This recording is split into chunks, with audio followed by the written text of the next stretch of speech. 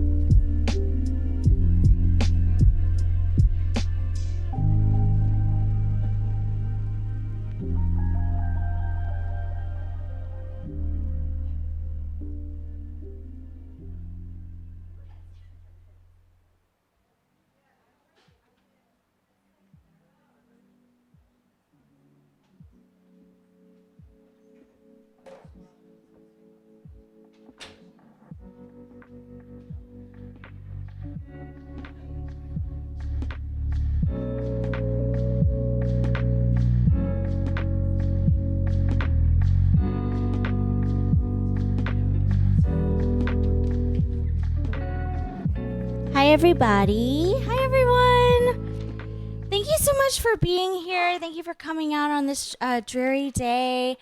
I feel like it's already such a nice and comfortable, cozy audience. So thank you so much. My name is Tiffany. I am the Public Events and Workshops Coordinator at AAWW. I'm here just to tell you a little bit about us, and then I'll be introducing the readers tonight as well. AAWW is a national nonprofit founded in 1991, dedicated to the publication, dissemination of Asian diasporic literature and storytelling. Staffers at the Asian American Writers Workshop are proud members of the AAWW Union, founded in 2018 and represented by UAW Local 2110. You can find out more about us on our website. Visit aaww.org. There you'll find our online magazines, The Margins and Open City, both of which have fellowships as well. And so you can find, if you're a writer, we've got money, check it out. You can also look out for our upcoming events. Tonight is our last event of the year, and I just kind of wanted to acknowledge that we've had a very full, wonderful year. Wanted to give a big thank you to my partner in crime, Rob Roosley in the back, our AV producer, and Christina, who has been amazing working with us this year. Thank you so much for being here as well. If you didn't get any snacks, there are some snacks in the back. What we've got coming up in 2020, I'll just give you a couple of things, one of which is a workshop taught by Kay Ulanday Barrett, who is featured tonight. That will start on Tuesday, January 14th. You can find out more on our website, and it's 6 weeks long. It's called Queer Longings and Longevity, and we're really excited to have it back in our space. Just a quick blurb from what Kay sent me about the workshop. The workshop will take poetry and community fundamental and turns up the canon of QT BIPOC full throttle. So, yay, excited. And then on the 16th, we have a reading performance and panel centering the experiences and narratives of Asian diasporic musicians working in classical music. So that'll be a really cool thing. We haven't really done anything like that before. And that's it for AAWW. I would thank you so much for coming to Poetry, a crossover. We have this series, Poetry, and it's typically 3 or 4 poets in a row, but Addie writes poetry and is a multidisciplined artist. And so we were just like, this is another way in which we can, in this space, reinvestigate form and reinvestigate standards and kind of come up with our own thing. So I'm so grateful that y'all are here. The first poet I would like to introduce, I'm so happy to introduce. I started my year in a workshop with Jimena, and now I'm ending my year introducing you for reading. It's amazing. Jimena Lucero is a poet, artist, and actor from Queens. She is a Pink Door Fellow, and you can find her writing in EOAG, colorblock.org, and more. Jimena has performed her work at the Brooklyn Museum, Poetry Project, and Flux Factory. She is currently working on her first poetry manuscript. Let's give it up for Jimena.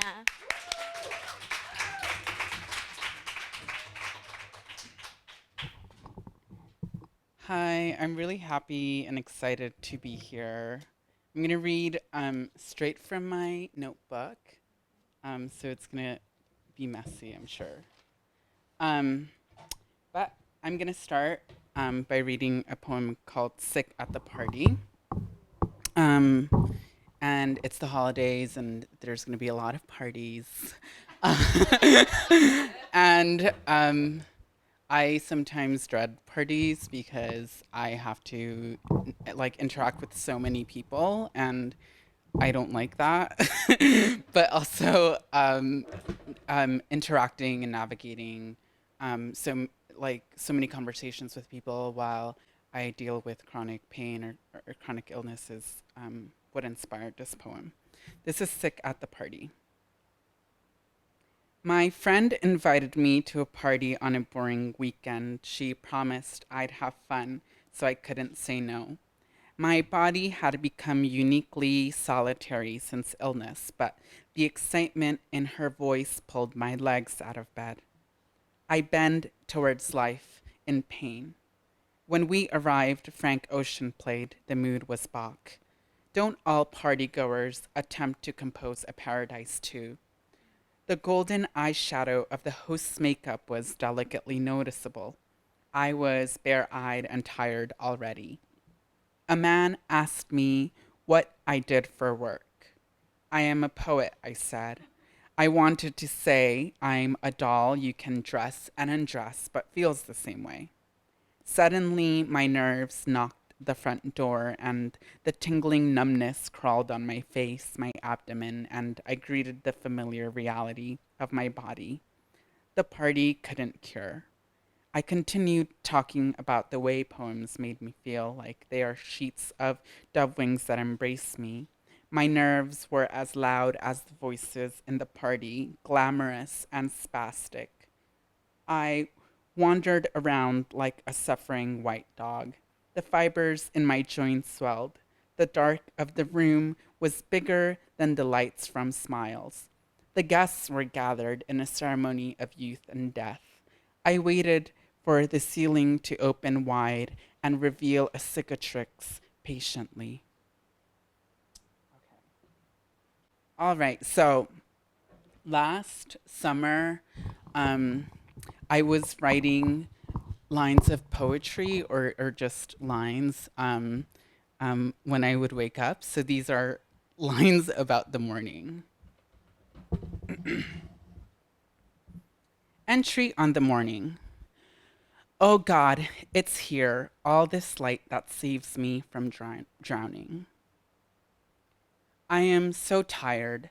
I shut the alarm out, sleep again, but the winter wind breathes life into me. He walked into the night, already lost in mind. His walk merged with the ground, and when morning came, it spilled onto his loved ones. The ground and walls were filled with cats. Soon it collapsed. A morning of minimal emergency, the body fighting to rise from the sheets, and the view above is missed. Many days we go on.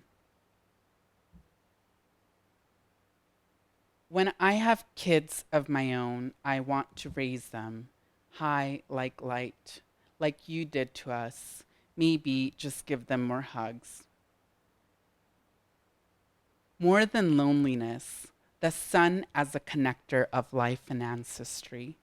How does it just appear, uninvited, always welcomed? Daylight savings means I miss out on a longer morning. Now it's getting colder, like the highway by my house. The crashing of my life's familiarities. I've seen this somewhere. This morning, my father is coming. It's been routinely uncalled for. Why does he do that? Like a man who lost everything. Does a memory of habit hold much longer? What kind of animal was he? My poems are subliminal, like a good pop song. I peek here and there and tell you a secret. I wake up eager to speak about the body, dreams I had. The morning of the election is the most skeptical. I imagine abolishing the two-party system.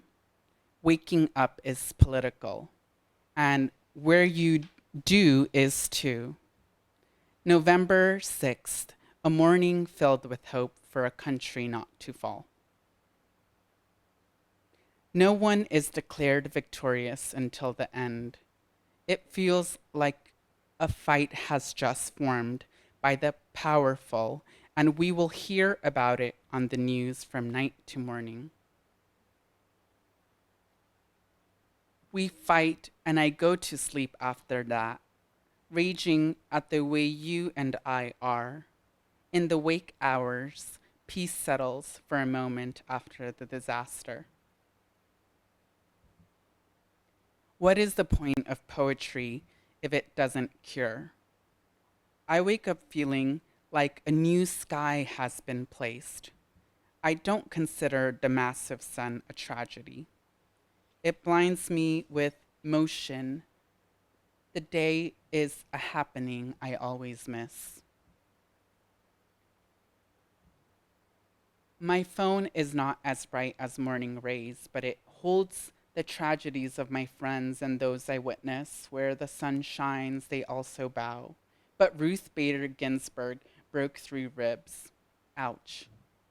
She fell at the Supreme Court, maybe a slip on her robe, or as accidents hurt us on a daily, but we think this scar will look pretty.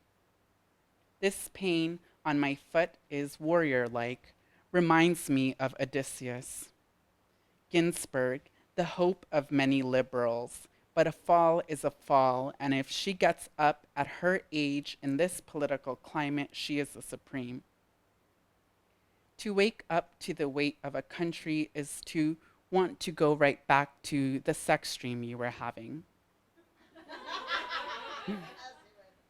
You fuck endlessly and your lover eats your ass like the inside of a watermelon.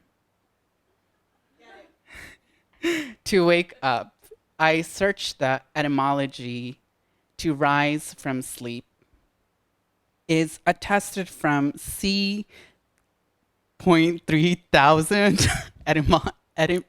etymologyonline.com. I am woke. My sister is too. She voted, but the elections are a joke to keep us divided and anxious about our neighbors. My sister finds out about the shooting in LA, college students partying. She hasn't even been to her first college party. She checks her phone the second she rises from her sleep. Real life nightmares, the details. America, this is a wake up call. In the 1960s, wake up was a reference for a shot of heroin in the morning. How many of us are going back to those days? Dreams are delicious and give me time to process. I don't know how to interpret the violence that seeps in. The way the sun shines on the leaves of a tree is like a message from the heavens. The windows by my bed act like a big mouth, and every morning as I slide the curtains to get a taste of honey-colored rays, the yellow of the morning invades my room. To wake up with no acknowledgement of the struggle faced the night before. To forget the sadness, the doubt, but to have the 40 pages of Proust still in my mind is a mystery that makes you think of memory and lost time. Staying in the same place but wanting to run into yourself. Love breaks like a pomegranate. My tears were so red, it felt like a death.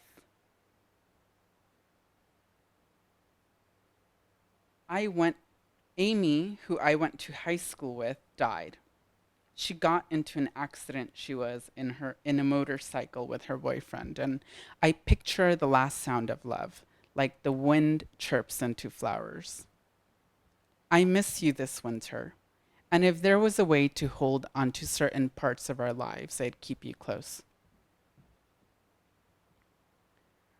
Raindrops wake me, and the country is still burning. All these events are acidic. The Times reports that Amazon is moving to Queens. How much longer until we are left bare, no shoes on our feet? White aspiring Americans are Googling my borough for the first time. We are not here in the first place. Capitalism is the deception we are all attracted to. I tried dying and I found it to be the most boring, so I lived again on the page. New York is colder. The wind is a bag of ice. The morning is where I place my faith. I miss being the life of the party. How has this happened? How am I doing on time? Okay. What? Okay, word. Enclose the scar on my arm and clean me from my hurt. I don't think I can love again. The wings are gone. Elias, the way your word surrendered to me through illness and devotion. The dying winter felt alive in my heart.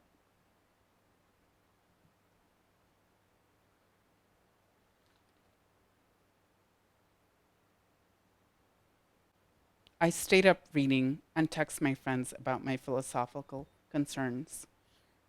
When I was punk, I could travel the world. Ever since then, I focused on becoming everything my father wasn't and what for. I suffer in slow breaths. My suffering is so modern. Of the times, and politically, nothing means anything. We witness the decline and a steady fall. Thank you.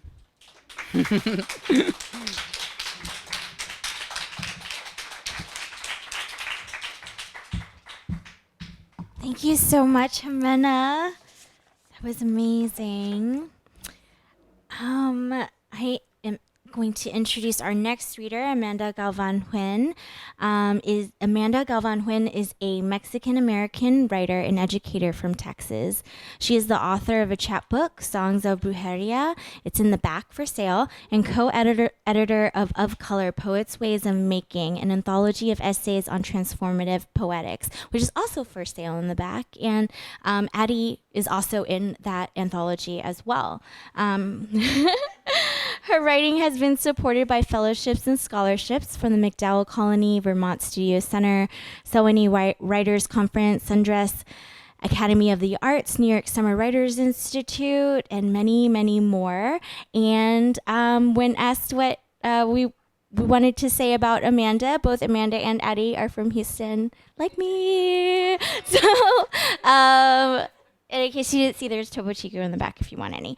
And give it up for Amanda.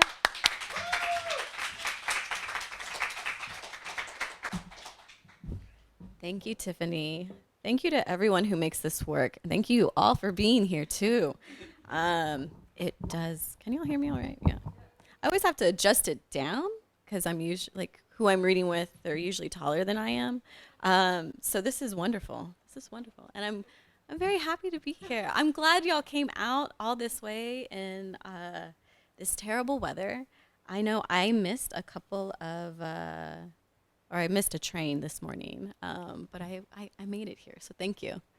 So I'm gonna start off with some poems for y'all. Does anybody know who Selena is? Selena, not Selena Gomez, but Selena from Texas. Okay, good. Okay. Anything for Selena's? This first one is titled, When My Little Sister Mistakes Selena for Selena Gomez. My heart. I whip around so fast she gets whiplash. No sister of mine will confuse Selena with Selena Gomez. I say Selena. Slow and enunciate the Spanish because when you say Selena in Spanish, every Tejana knows you're praying to the queen of Tejano, la reina de cumbia, patron saint of red lipstick, pizza, bomb-ass bustiers, purple jumpsuits, and washing machine hips, a name untouched by the American tongue. She's the patron saint of Latinas everywhere, a light embossed into memory that we can be something more in this borderland of tongues, on this American soil, so quick to tie our names down to English because don't you know, Selena Gomez was named after Selena. America just turned her into something it could pronounce.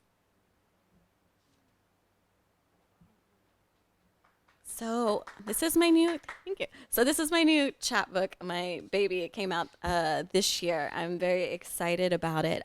It definitely deals a lot with moms, motherhood, being a mother, or not being a mother, but being a daughter, matriarchs, and also kind of what we inherit from our mothers. So I always get the question, what is brujería? And brujería, the term is actually witchcraft, but of course, to me, it means something more than that. It's the strings that kind of tie us together to our mothers. It's the underlying currents, the things that we inherit. So we'll get started.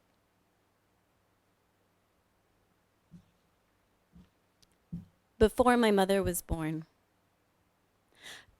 Before she was born, her dad died in an accident, except it wasn't an accident. At least that's what her brother says. He was 12 at the time, but said their dad was shot in the fields while working. Maybe over drugs or something, but they shot him. Then they turned his tractor on, let it run over his body. Her brother said there were a lot of gashes. You could see them at the funeral. That's what he says. She was not there. She was not born yet, still resting in the womb. But there are nights she dreams. Those gashes feel like the fields she works in every day.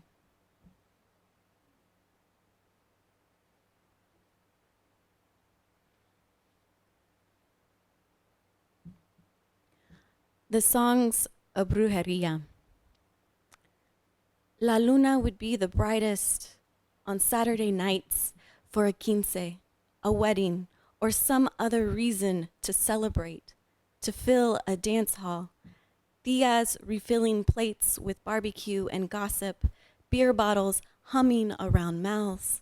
Children playing tag under tables until drunk abuelos trapped them into norteñaing their boots along to the breath of el acordeón.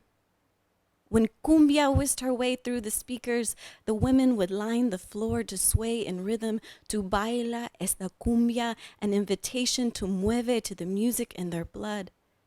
These were the songs of brujería, and this was where the women in my family practiced. These were the nights my mother would take me onto the dance floor, with her long black hair cumbiaing to its own beat.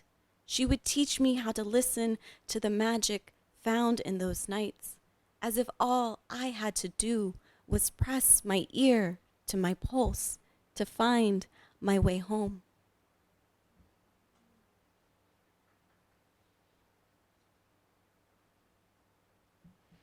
So I mentioned earlier, this book is definitely about mothers, and also mothers giving advice, and whether or not, you take that advice or you don't take the advice. I say that because this next poem is actually a poem that came from advice. And being a writer, you tend to, take what you get from the world, sit on it, and then being a poet, you make a poem about it. It's just what we do. You have to be ready when they are. My mother hands me dishes to wash, even when you're not. I watch her turn the faucet on. My hands heat under the water, and I wonder who told her to be open 24/7. How many times did she lie split open, reviewing a list of things to be done tomorrow? Did she learn over the years where to kiss, when to touch, how to suck to make her husband finish quick, to end the chore, to make sure he doesn't drift into another woman's body, to say yes, to make more time, to be the good wife, the one who makes floorboards reflect the moon when it comes in through the window? So I've also been working on new things, new projects. I don't know how many of you know of Loving versus Virginia, the Supreme Court case in 1967 that allowed interracial marriages to they were outlawed until 1967. Those are the facts. So I just came back from, those are the facts. Facts are facts. So I've just come back from doing like a month's worth of research because myself, I'm in an interracial, interreligious relationship. And of course, all of us experience a wide range of violences from passive to just physical aggression. So the next couple of poems are the new stuff that I've been working on. So this one is titled Loving versus Virginia, with an epigraph from Richard Loving. Tell the court I love my wife. Tell them I love the crease in her neck when she turns her head to look back at me. The mole rising above the corner of her mouth, the curl near her temple in the summer's breath. The way her laughter gathers against the edges of our home. Her smile can flip butterflies on their backs. Her frown opens floors beneath me. Her insecurities find still rivers in my arms. Arguments slow dance into midnight clouds and quiet on pillows stretch minutes. Tell them the way they reach for their own love is similar to how I reach my hand out for her. My love is just a moon caught on fire.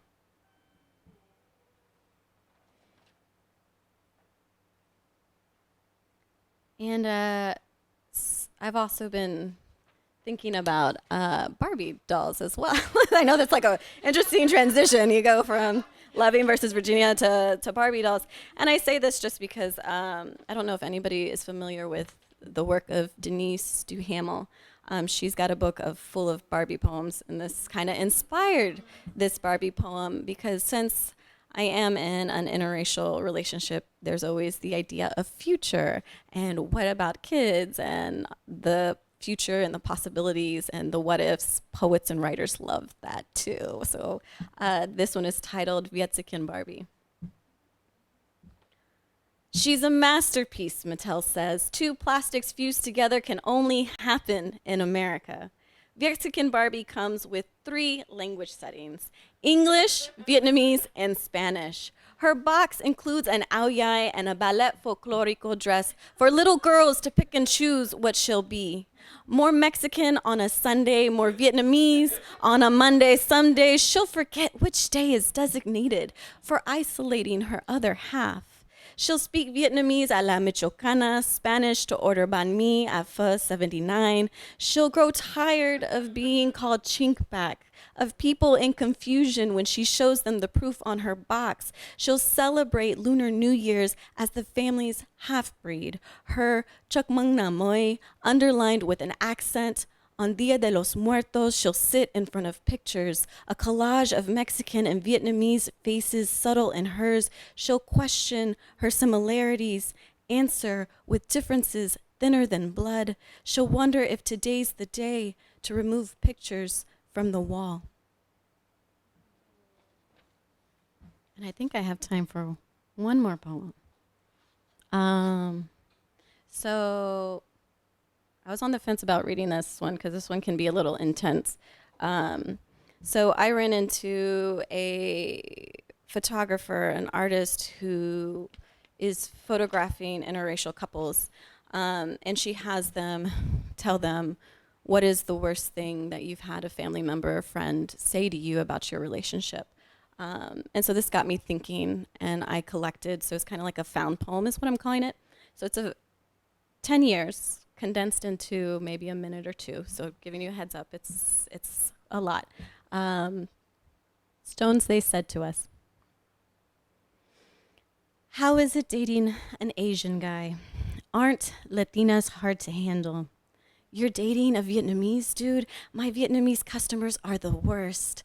I hear Latinas are easy lays, but don't Asian guys have small dicks? She's got yellow fever. Why don't you stick with Vietnamese girls? Do you have a problem with Latino men? Mexicans tend to be overweight. Do you want a fat wife? Chinitos aren't attractive. Does her family clean houses? She got herself a smart Asian. You can still back out. You don't have to marry her. The Vietnamese language is so flat and ugly. This one can't understand Vietnamese. They're probably getting married because she's pregnant. She can't even say his name right. I knew you'd end up with an Asian guy. Your cultures are so different. She can only find love with a Mexicano. At least she's pretty for a Mexican. When you get pregnant, you must eat Vietnamese food. It's healthier than yours. Vietnamese and Mexican, you don't see that mix. How long do you think you'll last? You're really not his equal. Your kids will be mutts. Don't raise your kids Buddhists. There's too much chaos in the world to be without God. Your wife's Mexican. I thought they popped out kids faster. How do you feel knowing that when you die, you'll go to heaven and he won't? Thank you.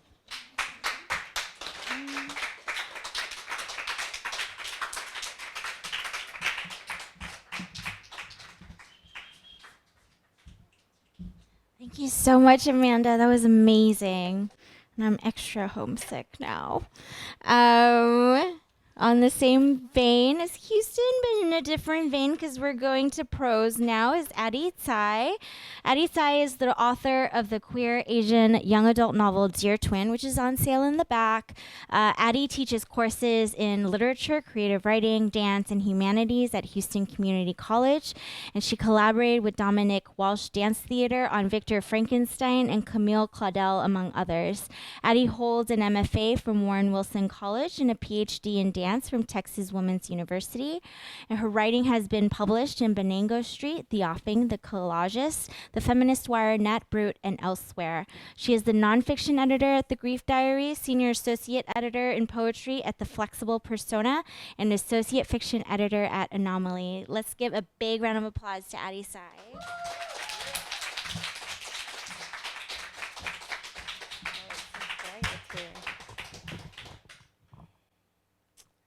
So, obviously my book is about twins, so I'm just going to read a couple of short sections about the twin characters in this book. Okay. My bedroom wall is lined with a white wooden bookshelf Baba made for me in the backyard just after our 10th birthday. He built Lola one too, identical to the one shoved against the bedroom wall that runs into the door. Cut from cheap plywood, the paint even, but not as thick and creamy as we would have liked. The whiteness of the shelf stands out against the beige of the carpet, our walls. The shelves Baba made for his daughters are as identical as our rooms that bookend our side of the house on the second floor. Our rooms that bookend the house are as identical as we are. As if identical wasn't bad enough. With mirror twins, the egg splits later than usual, like Chang and Ung. If it had split any later, we could have ended up conjoined, like Chang and Ung, forever attached. When the egg splits, it already has a left side and a right. Two embryos swim alongside their mirror image. I'm left-handed and Lola's right. We have the same little dot above our lip, except mine's on the left, hers on the right. In some cases, mirror twins' hair might whirl in opposite directions, or their first teeth might pop up on opposite sides of their mouths. Even their fingerprints could be mirror images of one another. In the scariest cases, one mirror twin is born with her organs where they're supposed to be, while her twin's organs grow on the opposite side of her body. We were born with some minor complications, but we'd soon discover it was the circumstances of our parents that placed us in the most danger. I was born at 5:30 on a Saturday morning in late January. Lola was born 10 minutes later. I was born 5 pounds, 14 ounces. Lola was born 5 pounds, 10 ounces. The nature of our birth was yet another barb we traded back and forth, my tit for her tat. Someone, anyone would ask, how far apart were you born?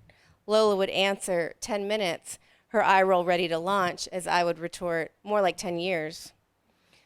Lola loved that she was the smaller one at birth. She would point at the baby pictures of us, standing in the bright summer grass, naked except for our matching puffy white diapers, insisted you could tell my bottom was bigger than hers, my belly rounder.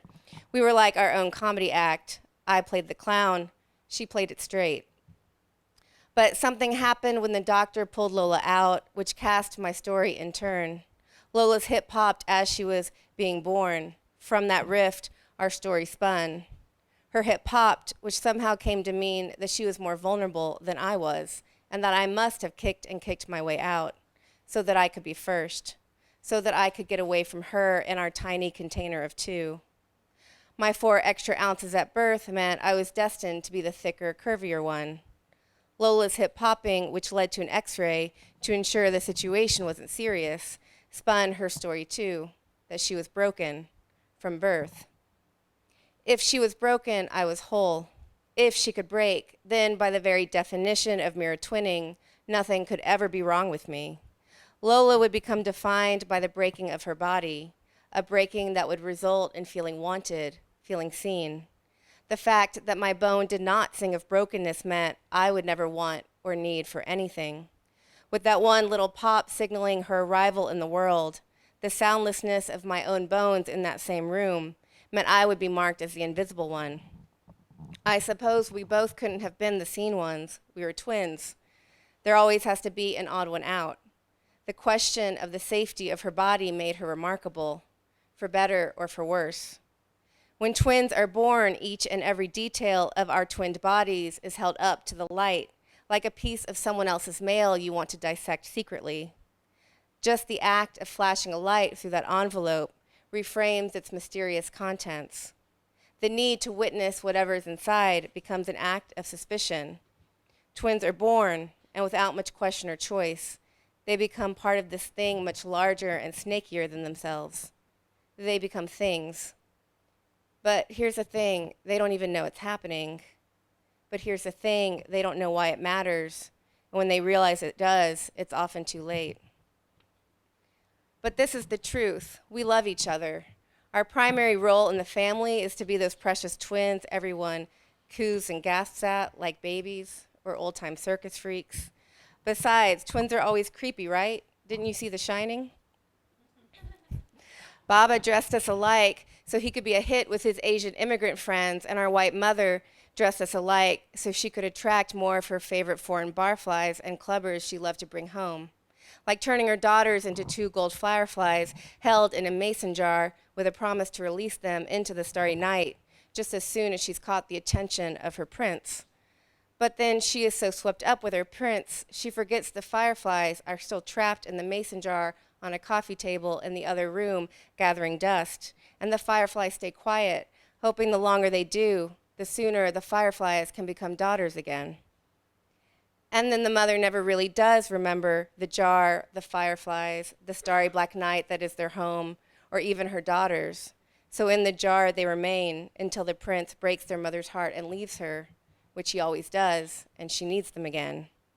But while they are waiting to become human, to distract themselves from their mother's occasional and recurring disappearance, or their father's unthinking rage, the twin girls giggle underneath their thrift store quilt on their double mattress in their mother's small apartment, as they perform twin impressions of their father's Mandarin for fun, or at least try to, incomprehensible as their father's language is to both of them. They record themselves on their mother's old boombox, singing and acting out The Little Mermaid, their favorite, and then play back the recording while pointing at each other and giggling, their 2 faces turning as red as the pair of suckers their mother brings home from the bank. They hold each other in the bed they share while they wait for their mother to come home from the club, desperately hoping that their mother will come upon them, soft and sentimental in her tipsy haze, and clutch her hand to her heart at the sight of her twin girls and their doubled love. Let me just read one more.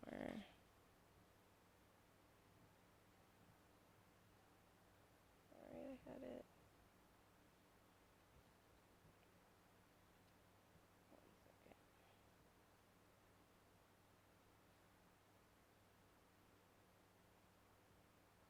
Hold on, sorry.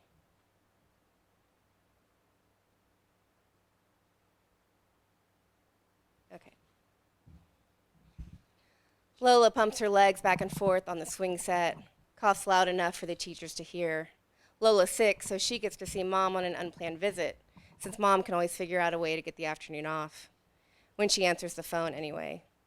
Lola pulling my best friends aside, exposing my most unflattering moments, causing all of my friends to pull away from me. Lola intercepting notes I was on my way to put in a friend's locker, finding out my boy, thank God, crushes, threatening to reveal them to the entire school. Lola flirting with them in the hallways until they fall for her, then rejecting them. I'm just not that into you. Chuckling with a friend as she takes off running, mocking their wide-eyed devastation. I make it to the cafeteria at lunch hour only to find Lola's replace me at my own table with my own friends who avoid my eye contact. I try to find out what happened. When they see me, they run the other way. Lola mocking my laugh. Why do you laugh like that? You always scrunch up your face. It makes you look weird. Don't you want boys to think you're pretty? Lola shaming my weight. You know, the other night I had a dream you were pregnant and you didn't look that different.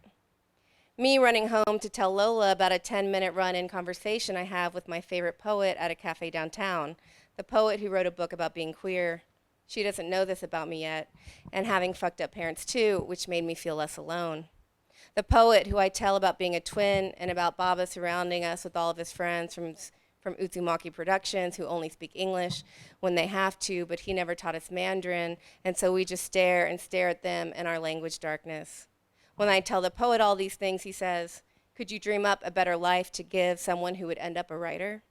He signs my book, which I always have on me. I can't wait to read your book someday, XO. After I finish my story, Lola laughs and laughs and laughs. Is there a point to this? I grow smaller and silent, the room and Lola swelling bigger and bigger until it and she snuffs me out. But, Lola's voice as she impersonates Ursula in our recordings on Lola's phone. Lola as she hides under the blankets with me while we make nonsense sounds in Baba's voice pretending to speak Mandarin. Lola performing the best Clark impression.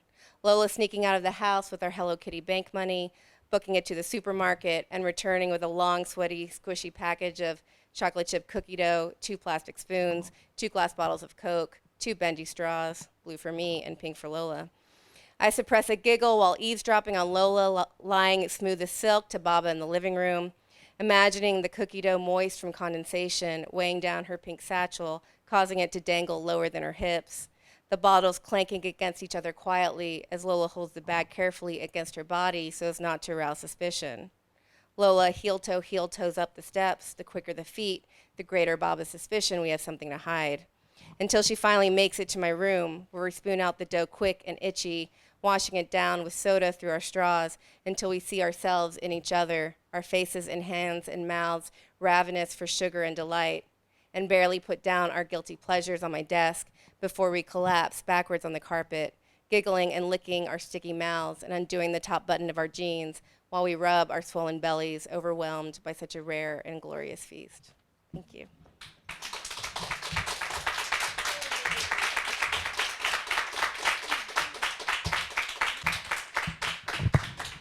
Thank you so much, Addie. Again, Addie's book, Dear Twin, is in the back for sale. And I have the great honor of introducing our last performer of the night, Kay Ulanday Barrett. And I think Kay asked me not to read too much of their bio, so I'm just going to gush for a minute, if that's okay. Kay's collection, When the Chant Comes, is for sale in the back. It's a collection that I've told Kay before, kind of, I find has been like a marker in time for me, but I don't think necessarily because I work with you so regularly and get to see you perform so regularly. It's the poems, and they're so propulsive, and they move you to move closer to others. I don't know if that makes any sense, but I feel infinitely less alone whenever I read or see Kay perform, and constantly there is just the echo of that in the back of my head, like, you're not alone. So thank you. Oh, okay. So I'm going to introduce Kay now. The great news is that you can get a copy of When the Chant Comes tonight, and you can also pre-order their second book, More Than Organs, which will be published by Sibling Rivalry Press, in spring 2020.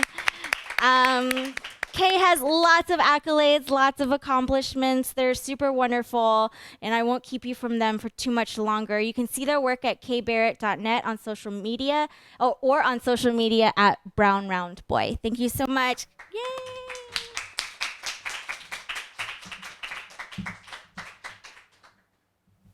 How's everybody doing?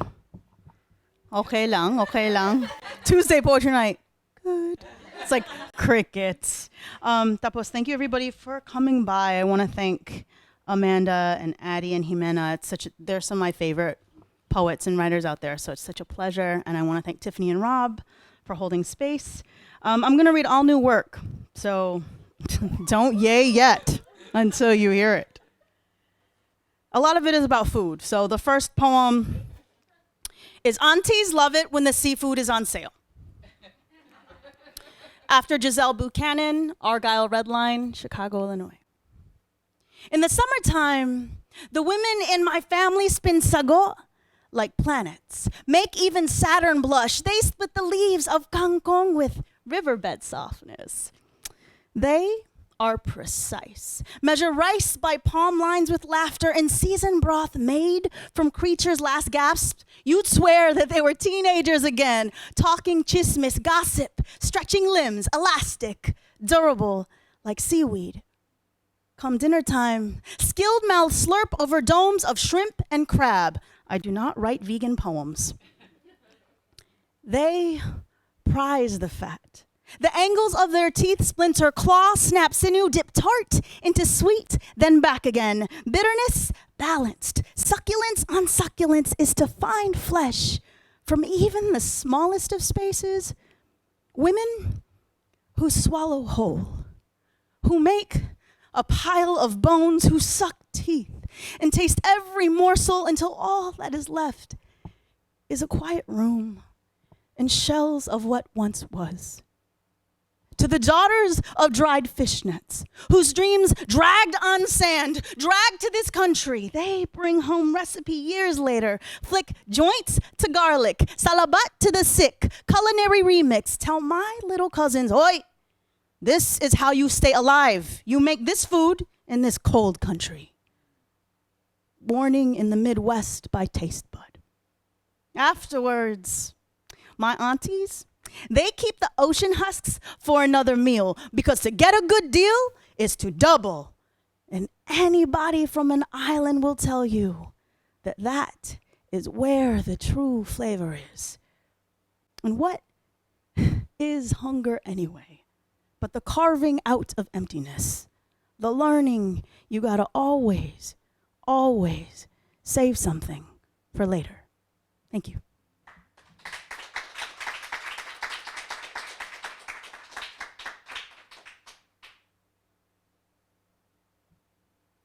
While looking at photo albums, Christmas Eve 2016.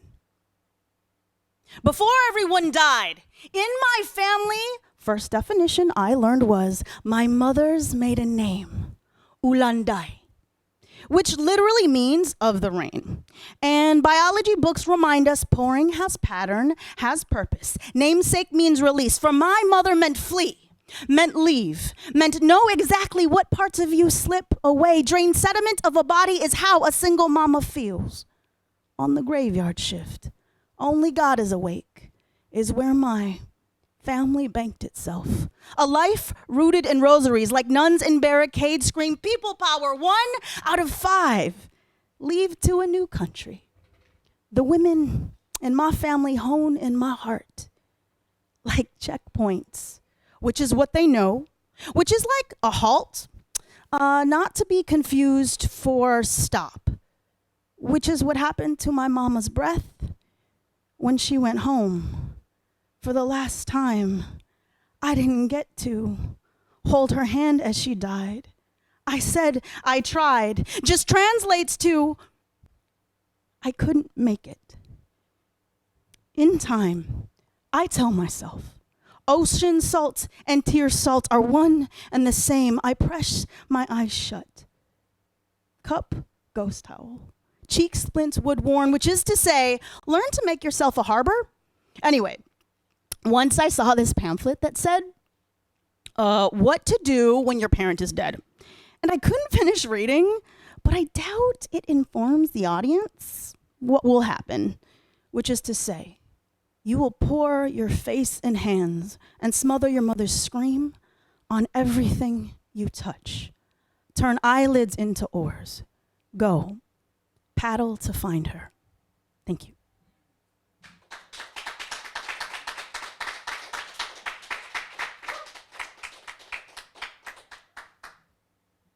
So I've been writing a lot about things without consequence. And when I say that, I mean like fluffy things. Like the other day I wrote about otters, and then it got too deep, and I was like, oh no, they're juggling this one stone. How stressful are they? And I'm like, this is what it is to live in the empire, right? You're like, otters, watch 30 minutes of YouTube. Find the problematic in it. Go. So I did that exercise, but I did it with tomato soup. How many people like tomatoes in the audience? See, there's always some. See, y'all are my people. There's some people who are like tomatoes. Ugh. So I wrote to those people, namely my girlfriend. Tomato soup for Jasmine. She only likes tomato soup. She hates tomatoes. She'll have salsa. It's a very picky process. We're still working it out. We're hoping it's not a metaphor. Tomato soup. A good bowl of Americana that I fuck with. To this, you roast best garden bushel in mass. Salt, pepper, thick cream, blitz the hell out of it. You can taste your way back to childhood. And my beloved tells me to write a poem about this icon. It's an easy stretch. When I think of this soup, it means winter socks on radiator, cheese ooze on crisp crust, a mother singing in the kitchen back when she was alive. A bowl full of this is the best way I can speak of chemistry. Mario Batali said, even though he's problematic and doesn't pay his workers, said that the primary sensation people love about food is crunch. How thing is thunder and orchestra. How we gnash on thing to crumble, to crumb. And this is what soup does. Take pungent with smooth, buttery butter, soften explosion. Mountain's rigid view is better by the ocean. Even the hardest human face yields when a toe touches the lake. This full gulp, this backyard rock star fruit makes casual resistors still love ketchup, want to swim in its wettest body on a crisp fall day. There's a psychological confusion of, I don't like it, but I love the flavor of it, or what this soup does to sandwich. Rhapsody. If we think about tomato soup and all the tomato haters,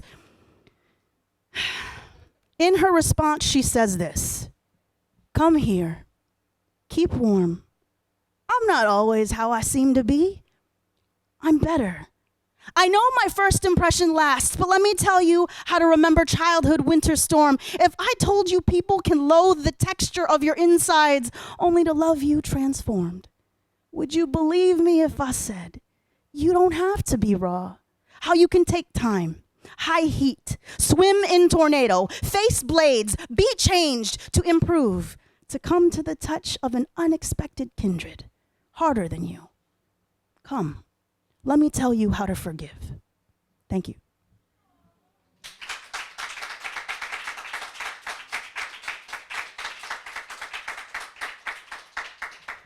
This is for Addie. I'm also writing new work, so this is all new work, but this is a faux memoir I'm writing. I don't know if it's gonna be published. I'm just like long poems and prose. That's a memoir, right? But I can't come up with a title, and I think that's really a lot of pressure, prose title. So this is how I introduce it. It's called Help Me If I Wrote a Memoir, I Would Just Fail at It. Soundtrack is Your Love Big Enough by Leon LaHavas. Don't touch me there. That's not the word I use for it. A memoir. I never think of you as disabled. A memoir. I want to keep warm and true and keep love true, but instead I turned your heart into the fire and kept burning myself anyway. A memoir. I can push through any interaction with a racist white person in any small middle America town, but I cannot bootstrap our love to work. A memoir. I confuse chemistry and inside jokes as love, and I guess that's enough. A memoir. She married a white woman / cis dude because it was safer anyway, and I get that. A memoir. Tell me if I'm texting you too much. I don't want to bother you. A memoir? No, that's not my name. I didn't do that to you. Wrong guy. A memoir. You aren't a real New Yorker until you've cried in public like a toddler on the A, C, F, or Q trains, ignored by your fellow commuters because nobody gives a fuck. We're all going to work. A memoir. Sometimes when I dream about how we first met, I create this narrative that turns barbiturate, and its side effects are a succession of vivid visions in neon where my junk feels like liquid and liquid smoke, only to end in lethargic withdrawal where I watch all your favorite episodes on TV in loop. A memoir. I have to skip that one. I'm like, I'm going to read that out loud. I'm in love. A memoir. I'm in love with you, but you stay texting someone else and I pretend to read articles on my phone aloof-like and not care. A memoir. My therapist calls you a succubus. A memoir. One afternoon, I noticed two worms squirming in a rain puddle and everyone walks past them, which reminds me of us. A memoir. When you said you picture being with me and love me, but I don't believe you anyway because I don't know what belonging is at all without ownership. A memoir. So a spider lures a small bug into its sticky web. The bug flinches and then gives in full acceptance and believes in reincarnation anyway. In this metaphor, neither of us are the spider or the bug or even the web. We're the people who love hard like life or death when it's neither. A memoir. I feel closer to you when I masturbate about you than when you kiss me. A memoir. You say what? And then you get up from the bed to leave, the way people leave a table at any restaurant, when they decide that they were actually hungry for something else, something better, and that they made a mistake. Shit, let's go before they see us. A memoir. I don't want kids anymore because I'm concerned that if I don't raise them right, they'll be a turd like you. And I couldn't impart that energy on another stranger to then only fall in love with basically a mini you. So let's break that cycle. A memoir. There's a hole the shape of my childhood, and someone can crawl inside it and make me their electric blanket on the biggest snow apocalypse of the year. And I guess that's love. A memoir. My mom had potato chips when she was stressed and smoked Camel Lights, but hid both in the cabinet that I couldn't reach until I was a teenager. And by the time I could reach said cabinet, it was too late to build new coping mechanisms, so I just joined her in solidarity. Even after her death, I will buy a pack of Camel Lights and give them out to strangers who ask for cigarettes. I can't tell if I'm just slowly killing people or slowly loving them. A memoir.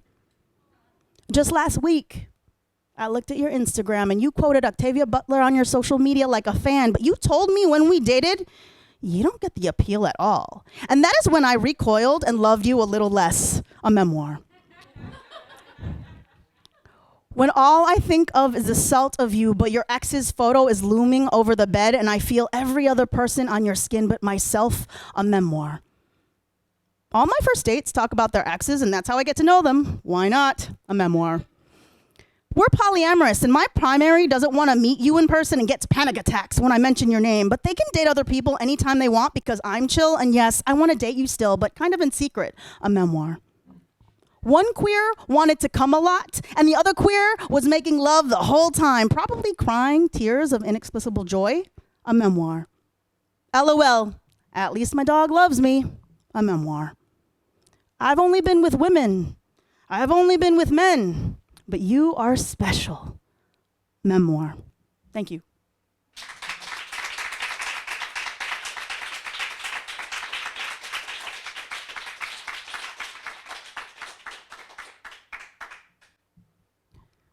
How much time do I have? Anybody know? Great. Okay, let's do this one then.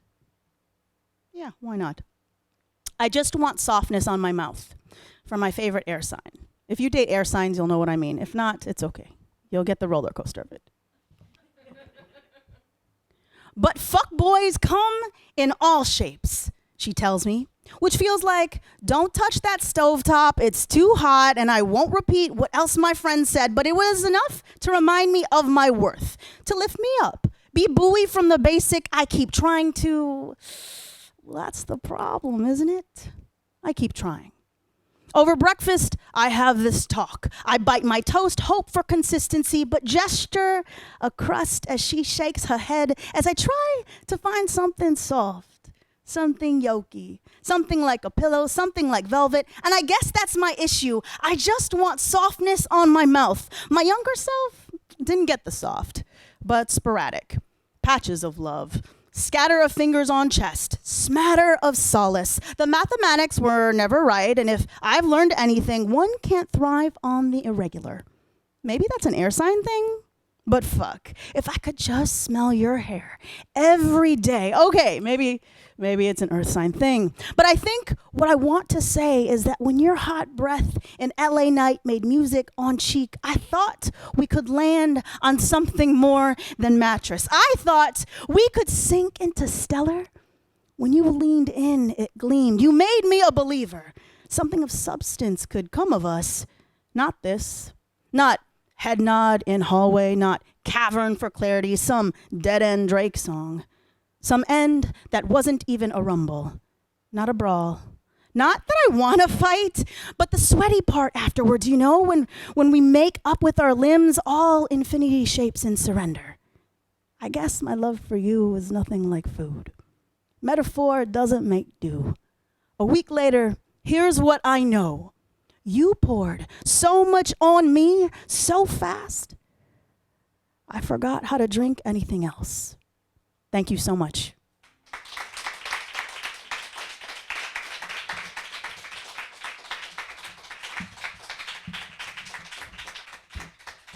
Let's give another round of applause to our readers tonight. Thank you so much, Kay, Jimena, Amanda, and Addie. Their books are for sale in the back. We still have lots and lots of Tobo and tea and snacks. So hang out, and thank you so much.